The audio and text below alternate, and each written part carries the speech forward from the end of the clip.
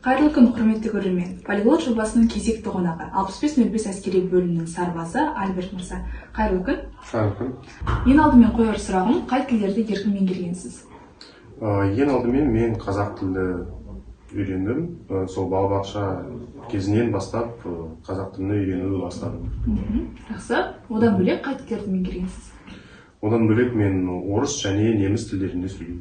Үйрену барысында сол елдің мәдениетін зерттейсіз бе? Әрине зерттеймін. Мектепте, қазіргі сәтте әскери қызметте оған көмектеседі. Қазақ тілді ары қарай дамытамын. Сол үшін өте көп өзіне жаңа нәрсені аштым және өмірде де маған көмектеседі. Жақсы, көп тіл білу кәсібіңізге қалай ықпал етті? Маған өте көмектеседі, өйткені мен түрлі конкурстарда, кездесулерде қатысамын.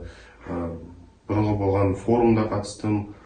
Сол бәрі маған әскер барысында маған өте көмектеседі. Мен өзім түрлі достарыммен бірге, қызмет атқаратын балалармен бірге еркін сөйлеп, біз бір-бірімізді түсінеміз.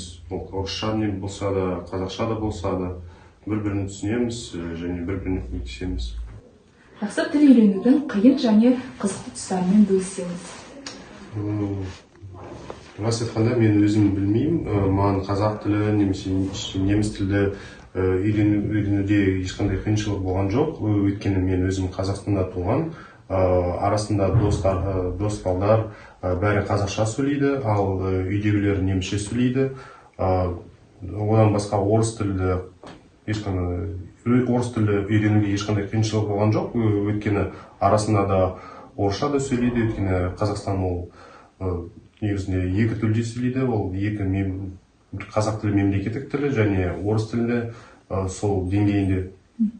Сол үшін маған ешқандай қиыншылық болған жоқ. Жақсы, болашақта қай тілдерді меңгергіңіз келеді? Болашақта негізінде ағылшын тілін үйрену керек. Өйткені ол қазір бүкіл жерде қолданады. Сен Ресейге барса да, Жапонияға да барсан да, Қытайда да, барлық жерде ағылшын тілі ең бірінші орында тұрады. Яғни халықаралық тіл. Жақсы, тіл үйренуде өзіңіз қолданып жүрген әдістермен бөліссеңіз? Негізінде мен кино қарап немесе музыка арқылы кітап оқыған кезде де, түрлі тақпақтар немесе өлеңдер жатқан кезде сонда болады. Сол арқылы үйрендіңіз? Сол арқылы, иә. Жақсы, ана тілінен өзге қай тіл сізге жақын? Мен ана тілім неміс тілі, бірақ мен өзім Германияға барғым келмейді.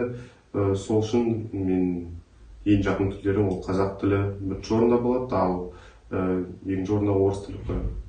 Жақсы, керемет. Жастарға өзіңіз білетін тілдерде бір ауыз жылы лебізіңізді білдірсеңіз? Қазіргі сәтте қазақ тілі білу ол өте жақсы әрекет, өйткені ол өмірде көп көмектеседі. Жұмысқа тұрған кезде немесе әскерге барған кезде сен достары және барлық сен қасында жүретін адамдар сенмен жақсы араласады, саған көп риза білдіреді. Сол үшін жігіттер қазақ тілі үйренуге тырысыңдар.